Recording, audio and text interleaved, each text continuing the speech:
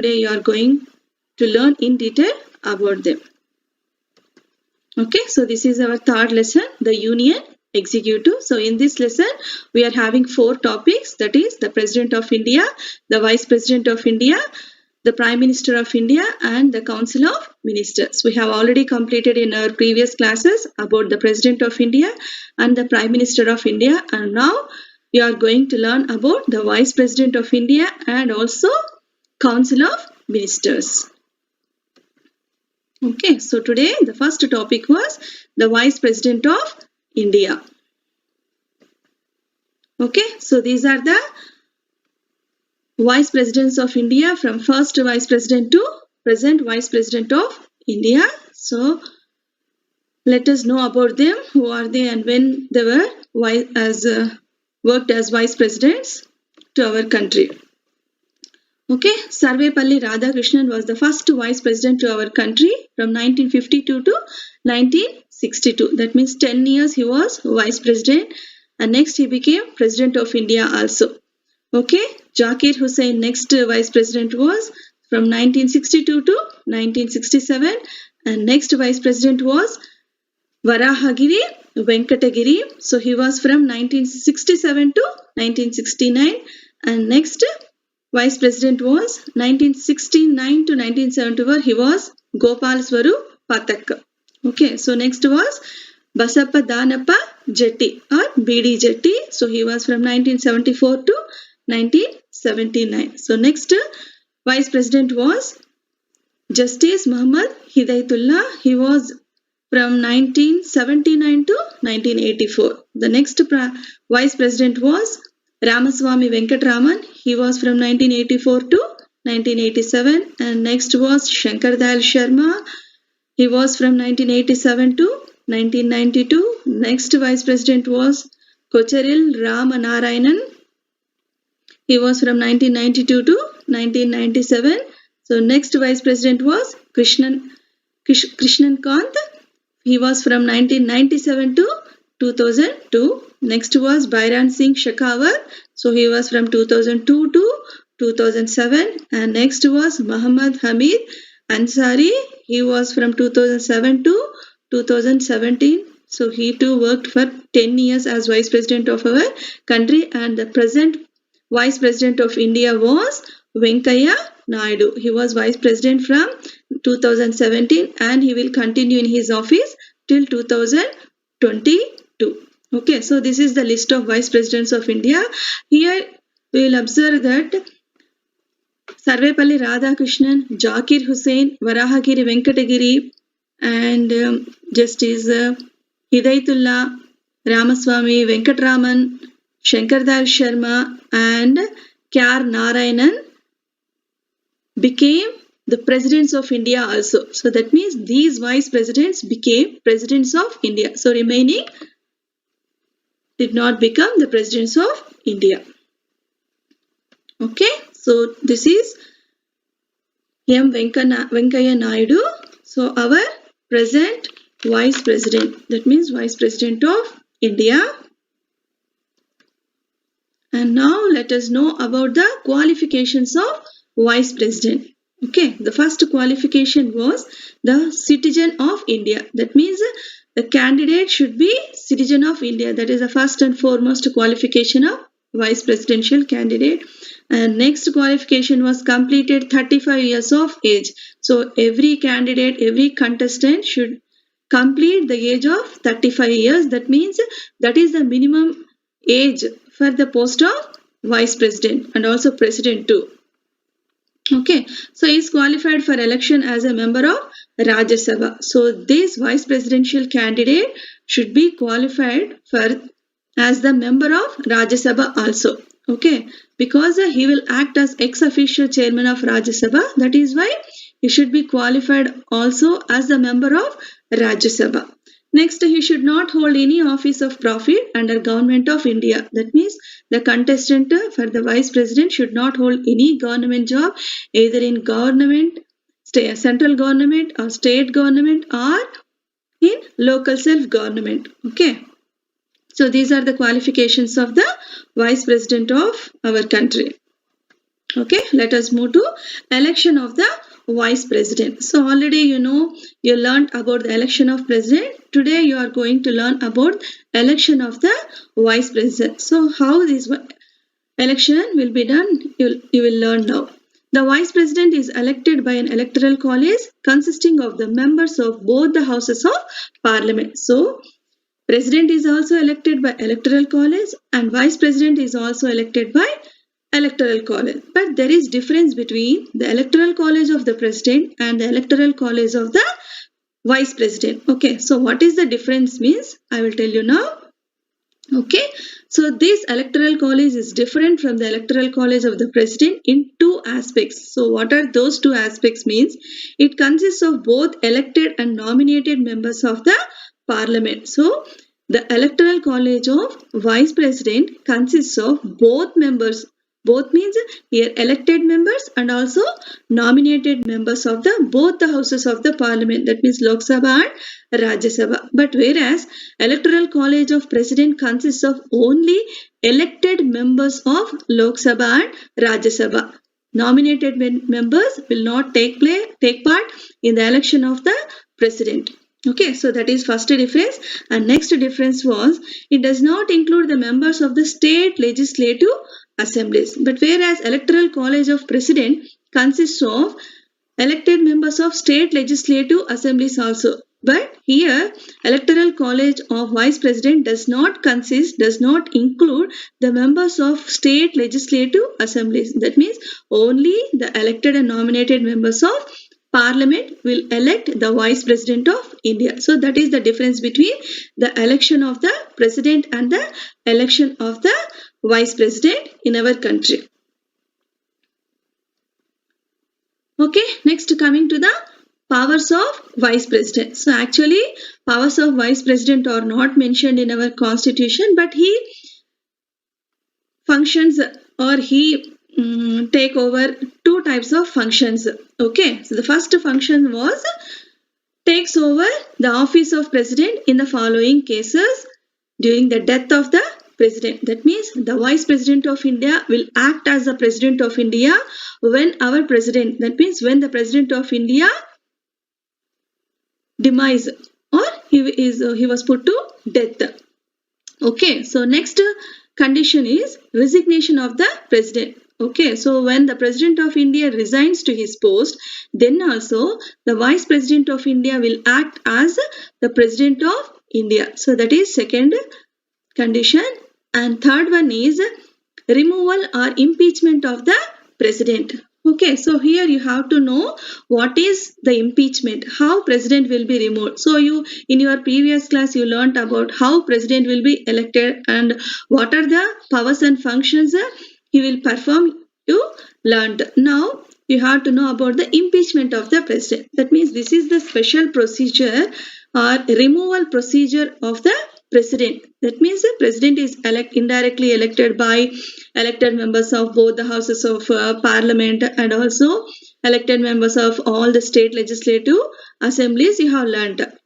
Okay, so but whereas the removal of the president will be done in the parliament by a resolution. Okay, but that resolution should be approved by both the houses of the parliament with 2/3 of majority. Then only there is a chance for the removal of the president. Okay, so this process can be called as impeachment of the president.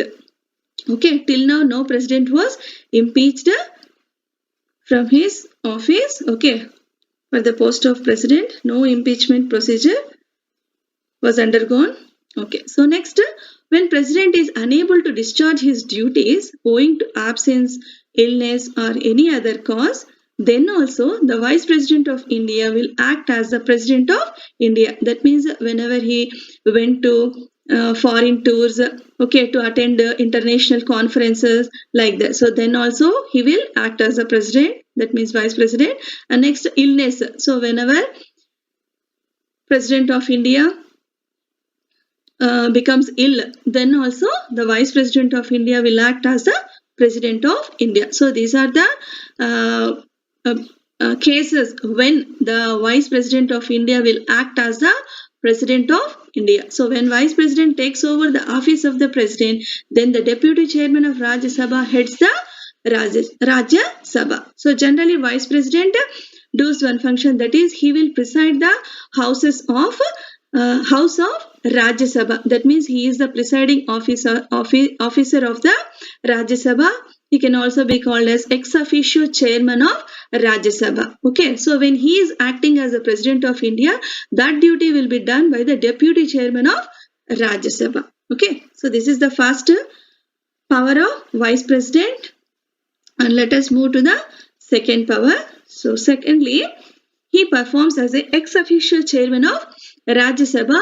He conducts the following functions. Okay, so as the ex officio chairman of Rajya Sabha, the Vice President of India will perform the same functions as the Speaker of the Lok Sabha. Okay, so presiding officer of Lok Sabha can be called as Speaker, and presiding officer of Rajya Sabha is called as Chairman. Okay, so Chairman of Rajya Sabha. So here both members' functions are same. Okay, so he will conduct the House. He regulates the proceedings and debates of the House. Okay, so in the Rajya Sabha many discussions will undergo. Okay, so for the passing of the bills.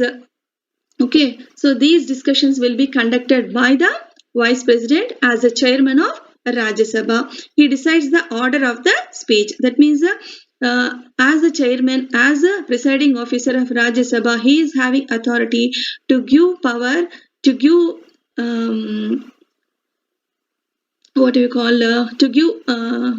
one chance or opportunity to speak in the House. So he can't give opportunity to all the members of Rajya Sabha. That means to the 250 members of Rajya Sabha, he can't provide opportunity to speak in one day. So that is why according to the order of preference, he will give them to speak in the House. Okay, that means in the Rajya Sabha. He decides the admissibility of resolutions or questions. So here the bills will be passed, resolutions will be passed in the House by the members of the Rajya Sabha. So that will be conducted by the Chairman of Rajya Sabha or Vice President. Okay, he may adjourn or suspend the business of the House. So adjourn means postpone for just a while or one day, or that means temporarily he is postponing the meeting or session of the Rajya Sabha. Okay, so when he will adjourn means whenever he can't control the House, whenever there is lot of disturbance, then he will adjourn the House. That means he will postpone the meeting and he will announce the next meeting and the time of the meeting. Okay, so next he gives direction to the chairman of various committees. There are so many committees in the Parliament. Nearly 24 committees are there. These are called as standing committees. So these committee members are nominated by the Lok Sabha Speaker and also Rajya Sabha Chairman. Okay, so I will tell you some examples.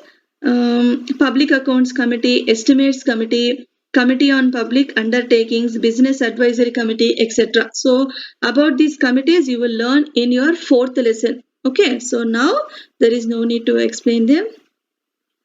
So okay, that is about the powers of the Vice President. Okay, so that means he is going to perform 2 types of functions, acting as President and as ex officio Chairman of Rajya Sabha. So these are the main functions which will be performed by the Vice President of India. Okay, so let us see the differences between the President and Vice President functions. Okay, what President functions means: executive power of the Union vested in him and he exercises it on the advice of the Council of Ministers of the Union. So all executive power in the central government or at the Union will be exercised in the name of the President. So on the advice of the Union Council of Ministers headed by the Prime Minister. Okay, so that is the main function. And next, what about Vice President means? There are no special functions prescribed in our constitution, but he will do 2 types of functions. One is acting as President. Okay, so already we have discussed now itself. And next one is acts as ex officio Chairman of Council of States. So Rajya Sabha can also be called as Council of States. Okay, so let us move to our next topic, that is Union Council of Ministers. Okay. So these are the Union Council of Ministers of Prime Minister Narendra Modi, and this is the team of Narendra Modi. That means the Prime Minister is having three types of ministers. One is cabinet ministers, and second one is independent or state ministers, and third one is deputy ministers. Okay, so let us come to the Council of Ministers. Know about the Council of Ministers. The Council of Ministers headed by the Prime Minister. The Union Council of Ministers is headed by the Prime Minister. That means Prime Minister was the head of the Union Council of Ministers. So it is the real executive authority. So we are having parliamentary type of government. So here President is having nominal powers and Prime Minister is having executive power. So Prime Minister is part of Union Council of Ministers, is the head of Union Council of Ministers. So that is why the real executive power is vested in the hands of Union Council of Ministers. Okay, Article 74 deals with the status of the Council of Ministers. So in our constitution, Council of Ministers, about the Council of Ministers was explained in Article 74, and in Article 75 deals with the appointment, tenure, responsibility, qualification, oath and salaries. Okay, so in Article 55 of Constitution, the appointment of Union Council of Ministers was explained. That means including Prime Minister. So Prime Minister and Union Council of other Union Council of Ministers were appointed by the President of India. So you have learnt in your previous session itself tenure. So there is no fixed tenure for Prime Minister or Council of Ministers, because as long as they enjoy the confidence of the House, as long as they have majority in the House, then they will continue in their office till the completion of 5 years. Okay. So next, responsibility. So these Council of Ministers are individually and collectively responsible to the House of the People. That means Lok Sabha for their every action. Okay, next qualifications. So qualifications also discussed in our previous session, and oath and salaries. Okay, so every minister, including Prime Minister, will take oath of office in the presence of President. Okay, so President will conduct oath of office to Prime Minister and other ministers. Okay, Article 77 states conducts of business of the Government of India. So here how to conduct the business, how to conduct the administration is described in Article 77, and in Article 78 describes duty of Prime Minister related with Council of Ministers. Okay, so Prime Minister functions, powers and functions are described in Article 78. So along with the Union Council of Ministers functions. And next, Article 88 contains rights of ministers. So these Union Council of Ministers will enjoy so many kinds of rights, that means privileges as the members of Parliament and also ministers in the Union government. Okay. Next, qualifications of Union Council of Ministers. Okay, so the first qualification was they must be citizen of India. So all ministers, including the Prime Minister, must be citizen of India. And next qualification is must be member of either House of Parliament. That means either member of Lok Sabha or member of Rajya Sabha to become minister or Prime Minister. Okay, so if he is not, he must become the member within 6 months of appointment. So at the time of appointment, if he is not the member of either Lok Sabha or Rajya Sabha, then there is no problem. He can be appointed as a minister, but there is one condition. What is that condition? Means he must become the member of either Lok Sabha or Rajya Sabha within the period of 6 months. Okay, then only he will continue as minister. Okay, next, leader of the majority party or one who enjoys the majority support in the Lok Sabha. So here in parliamentary type of government, majority party candidate or majority party leader will become prime minister, and that prime minister will select his minister from that party itself. Okay, that is why he will enjoy the support of majority party. That means prime minister becomes only from the majority party. So majority party means during the general elections, the party which won the more number of seats, okay, in the Lok Sabha. Okay, so that is why leader of the majority party or one who enjoys the majority support in the Lok Sabha. Okay, so next coming to the categories of Council of Ministers. So these Union Council of Ministers are of three types. The Council of Ministers has three category of ministers. Those are the cabinet ministers, that is first category. And the second one is the state ministers or independent charge ministers. And the third category was the deputy minister. So these are the three categories of Council of Ministers. And in these three categories, the most important ministries held by them are the cabinet minister. So let us learn them in detail. Okay, so let us learn about the cabinet ministers. So who are cabinet ministers means the cabinet ministers act as the heads of important ministries like Home Affairs, Finance Department, Defense Department, Railways, Foreign Affairs Department, Human Resource Department, Information Technology, Urban Development, Civil Aviation, Mines and Steel, etc. So these are the some of the important cabinet ministries. So these are very, very important ministries, and that is why they will be held by cabinet ministers. Okay. And next, they enjoy independence in taking decisions concerning the ministry. So they are having freedom, they are having liberty to take independent decisions related to their ministry or concerning their ministry. Okay, they need not to ask any other's opinion, any other's permission to take any kind of decision while making policies, while making laws. Okay, concerning their ministry. Okay, next they meet frequently and determine the policies of union government. So these cabinets frequently meet with the prime minister at least once in a week, and they will determine the policies of union government. So major policies are crucial, very important policies were decided by these cabinet ministers along with the prime minister. Okay, so they will determine the policies of the union government. And next coming to the second category of Union Council of Ministers, that is ministers of state or independent charge minister. So what do they have means they have power to take decisions in their ministry independently and report directly to the prime minister. That means these ministers of state will also can take decisions independently, but they were directly responsible to the Prime Minister of India. That means they will inform to the Prime Minister or they will take the permission of the Prime Minister. Okay. So that is about ministers of state. And next, they attend cabinet meetings only if invited. That means cabinet meetings are attended by only cabinet ministers, and they will not attend. That means ministers of state or deputy ministers will not attend. So they attend only if they are invited. Okay, so until then they will not attend. There is no permission for them to attend cabinet meetings.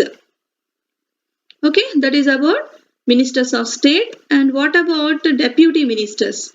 Okay, so deputy ministers do not have independent charge. That means they assist the cabinet ministers. They don't have independent department, independent portfolio, but for every cabinet minister there will be one deputy minister for the assistance. Okay, so next, they do not possess decision making authority. So these deputy ministers do not possess decision making authority. So they will not take any decision independently concerning their ministry, and they always do the work which was assigned to them by the cabinet minister. Okay, they need to consult with their respective cabinet ministers in day-to-day functioning. So every day their work will be assigned by the respective cabinet minister, and they will complete that work for that day. Okay, so that is their duty. So they are not invited to cabinet meetings like ministers of state. So ministers of state and deputy ministers are not invited to cabinet meetings, and they will participate in those meetings only if they are invited. So this is about the deputy ministers. Okay, now let us move to the powers and functions of Union Council of Ministers. So they too will perform. They are the real executive. They are the part of real executive authority. So that is why they function. Their functions are very important. And the first function of a Union Council of Ministers is it formulates the policies in the Union government. So these Union Council of Ministers, especially cabinet ministers, will participate in the cabinet meetings and they will decide the policies of the union government. So in the union government, every decision will be taken by the cabinet ministers along with the prime minister. Okay, so it renders advice to the president on all matters of the union government. So these ministers, the Union Council of Ministers, will always be ready to give their advice whenever it is required, and they advise to the president also. So president do every action according to the advice or according to the suggestion, according to the advice given by the Union Council of Ministers headed by the prime minister. That means president is led by or guided by the Union Council of Ministers. Next, it advises the president to issue ordinances. So here you have to know about the word ordinances. Okay, so who will issue ordinances means president is having power to issue ordinances. Then what is the meaning of ordinance? So ordinance is also equal to law. So these ordinances will be issued by the president whenever there are no parliament sessions. Okay, so generally parliament sessions will be conducted thrice in a year. So budget sessions in February, March, and monsoon sessions in July, August, and winter sessions in November and December. That means nearly 6 months parliament sessions will be conducted. Nearly 6 months of year parliament sessions will not be conducted. So during this period, during this break period, during this recess of parliament, these ordinances will be issued by the president on the advice of Union Council of Ministers headed by the prime minister. That means president will issue ordinances only on the advice of the prime minister. Okay, so that is about ordinance. And next it formulates the annual budget. So what is meant by budget? So budget will be prepared and it will be introduced in the parliament every year. Okay, so that is why annual budget. So then what is the meaning of budget? So budget means it is an estimation of revenue and expenses over a period of 1 year. That means what income we are going to earn this year. That means our country, and what expenditure we are going to incur. Okay, so that is the list. That is the estimation of budget. Okay, so this will be introduced in the parliament by the finance minister. Okay, that means he is one of the members of cabinet ministers, and he will introduce in the parliament house, that is a Lok Sabha and Rajya Sabha, and he will get the approval of this budget by the members of parliament. Okay, so that government can plan for better sources of revenue and spend money for development programs. So this budget is also three kinds. So one is a surplus budget, second one is a balanced budget, and third one is deficit budget. So what is meant by surplus budget means if the income is more than the expenditure, then it can be called as surplus budget. Okay, than expenditure. If the income is more, if the income of our country is more than the expenditure, then it can be called as surplus budget. If the income is equal to expenditure, then it can be called as balanced budget. And if the income is less than the expenditure, then it can be called as deficit budget. So generally our budget is deficit budget. So okay, so that is about budget. And next it takes decisions to rescue the people during natural calamities. This Union Council of Ministers will take decisions during natural calamities. What are natural calamities means? Floods, earthquakes, next one is droughts, next tsunamis, etc. That means suddenly occurred. Okay, so these are this expenditure is unforeseen expenditure. So the expenditure incurred on natural calamities can be said as unforeseen expenditure. That means they will not tell and come. So we can't expect when they come. Okay, so those are natural calamities, and during natural calamities many people will die, many that means property will also loss. Okay, so that is why government of India will compensate, will render some help to them. So those who were affected by these natural calamities. Okay, that can be called as rescue. So rescuing the people means in announcing the compensation to those people. Okay, so next it strives for approval of the bills in the parliament. Okay, so these Union Council of Ministers will always strive or will always work hard for the approval of the bills in the parliament. So then what are bills? So bills are the proposed legislations or policies or decisions which should be approved by the members of the parliament or by both the houses of the parliament. So then they will be converted into laws after the signature, after the assent of the president. Okay, so that is about bills. So bills are the proposed legislations or proposed policies, okay, that are going to be implemented by that government. So if they are approved by the parliament houses, then they will be implemented as laws. Okay, so this will be done in the both the houses of the parliament. And next,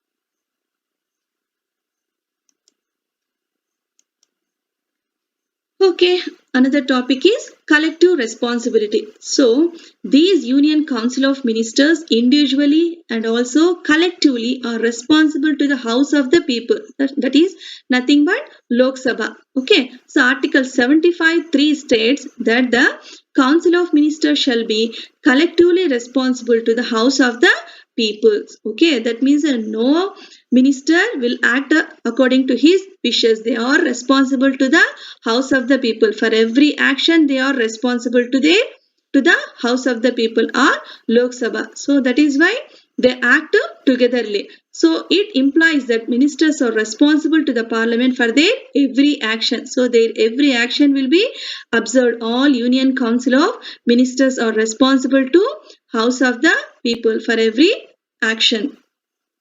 It binds the ministers together and keeps them united. So that is why all the ministers will work together as a team. Okay, because why? Because means if one minister announces one policy, then another minister should not deny it, should support it. So that is the collective responsibility. So if that happens, the government will be in problem. Okay, so it binds the ministers together and keeps them united. That means the decision of any one minister should be supported and should be respected and should be accepted by all the other ministers.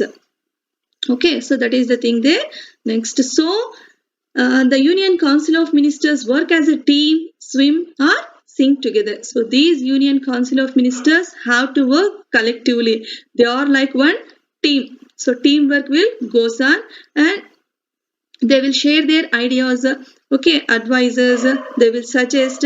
Okay, the next they will swim or sing together. So if they succeed in their policies, if they succeed in their works, they will continue till the completion of the 5 years. So if they could not, then they will sink together. That means they will lose the government. The government will fall down and they have to resign to their post along with the Prime Minister. So that is very important. So that means these Union Council of Ministers are having most responsibility towards Lok Sabha. That means they are responsible to House of the People for their every action. So that is collective responsibility.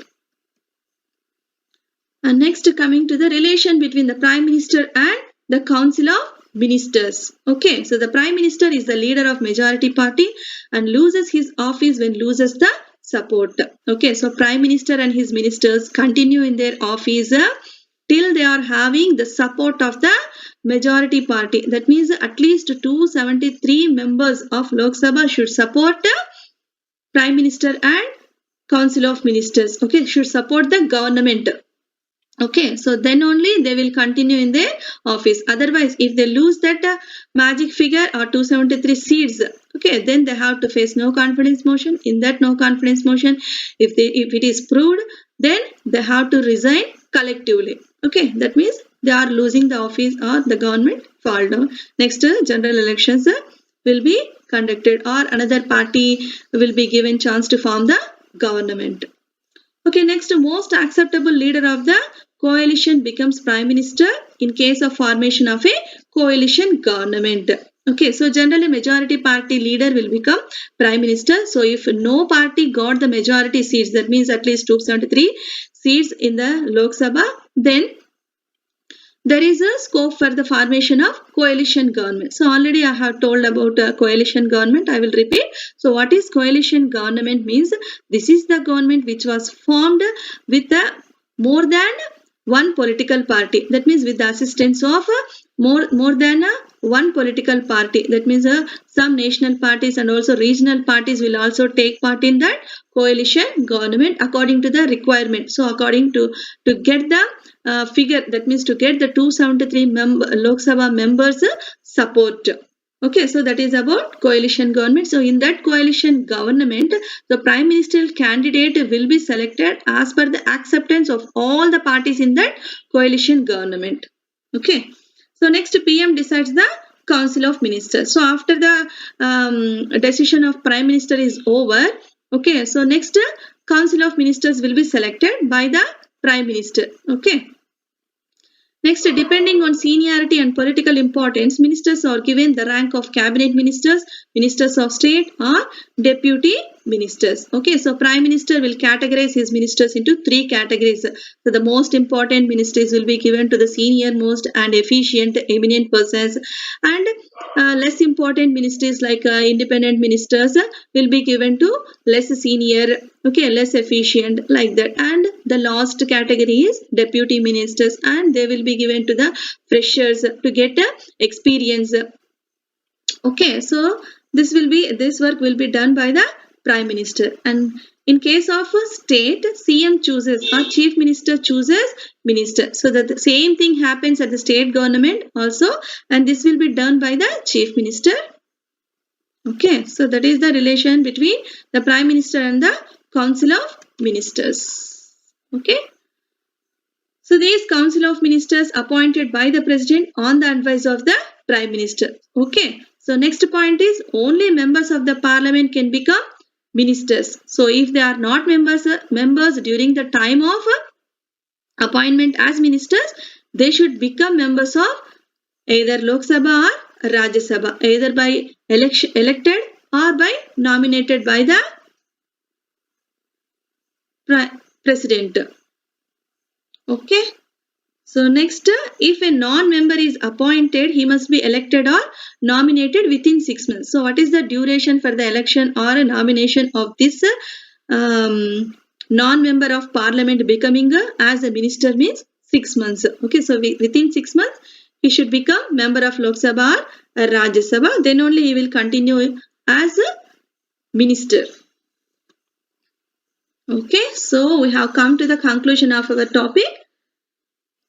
Okay, so I will give you assignments. So until now, you learnt about the Vice President of India and also the Union Council of Ministers. So with this, we have completed the third chapter, the Union Executive. So in today's topic, these are the questions which are very important for your examination point of view. So that is why I am giving them as your assignment. So you will get answers for these questions in this class itself. You can watch this video again and again, and you can note down those answers in your notebook and learn and prepare for your exam. So I will dictate now. All of you take your notebooks and write down the questions for your assignment. Okay. The first question is, explain the composition, powers and functions of the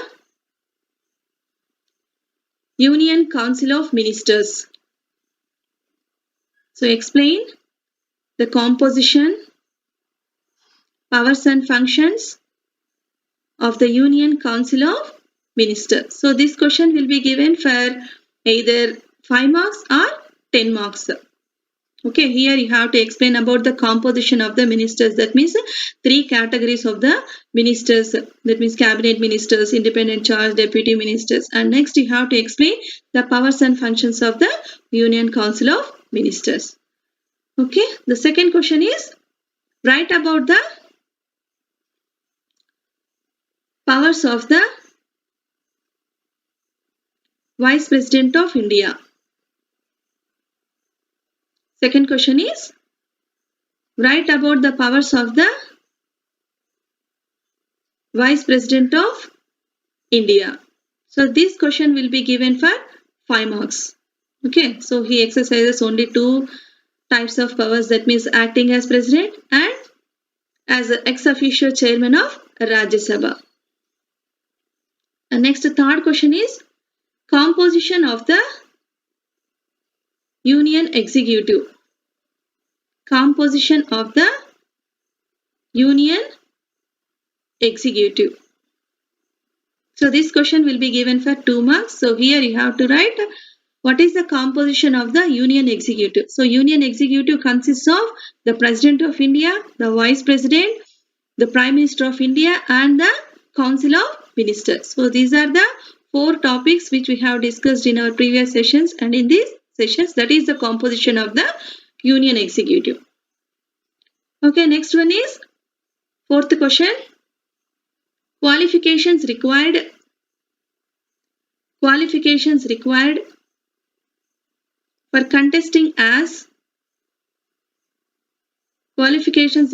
for contesting as Vice President. Okay, so qualifications required for contesting as Vice President. So you will get this answer also in this topic itself. So what are the qualifications? That means citizen of India, I should have completed 35 years age. He should be eligible to as the member of Rajya Sabha, and he should not hold any post or any government post, office of profit in central government or state government or local self-government. So these are the qualifications you have to write for this question. And next, 5th question is Chairman of Rajya Sabha. 5th one is Chairman of Rajya Sabha. And this question is given for 2 marks. So here you have to write up Rajya Sabha. Who is the Chairman of Rajya Sabha? Means the Vice President of India is the ex officio Chairman of Rajya Sabha. The presiding officer of Rajya Sabha is called as Chairman, and you have to write about him. That means he will preside the house and he will conduct the house in a very decent, dignified manner. He will give opportunity for the members of Rajya Sabha to speak in the house, or he will adjourn the house. Okay, so whenever there is disturbance. Okay, you may write 4 or 5 points for this question. And next, categories of Union Council of Ministers. So 6th question is categories of Union Council of Ministers. So this question is also given for 2 marks. Under this question you have to write the 3 categories of Union Council of Ministers. You have learnt in this session itself. Those are cabinet ministers, independent charge or state ministers, and deputy ministers. So these are the 3 categories of Union Council of Ministers. So if you write this, you will get 2 marks. Okay. Next and last question for this topic is collective responsibility. Okay. The last question is 7th one, collective responsibility.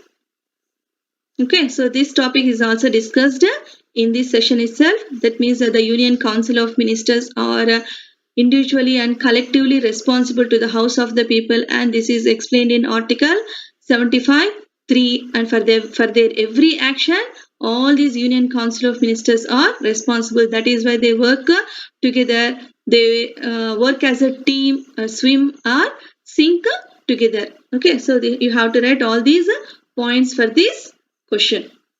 So these are the important questions from today's topic. So with this we have completed 3rd chapter. Okay, the Union Executive. So in our previous session you have learnt about the President of India and the Prime Minister of India, and in this session you have learnt about the Vice President of India and also Union Council of Ministers.